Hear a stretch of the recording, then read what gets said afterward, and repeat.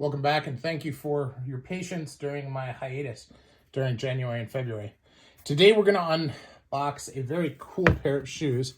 This is a Cru Nonpareil 5th anniversary edition. I haven't taken a look at these while I've been out, and very excited to see what they look like. Now this is a spiral hole cut in Pioneer. See here just how the Pioneer grain, which is the Horween hatch grain, and then the spiral hole cut, the heel, the sole. I did a toppy on these, which I usually do the explosion.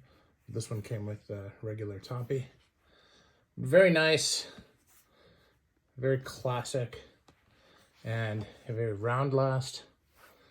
Just something a little special from Cru. And we'll do the next one here. I love this box, special box for the special edition. And here we are with the other shoe. You can see Kenwin took the time to give this a nice polish. So as we look at this in the box, just a very cool look.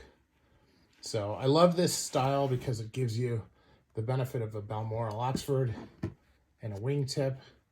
It is dressy because it has no broguing, but it's also different, giving you something a little unique to wear while you're making the best of your day.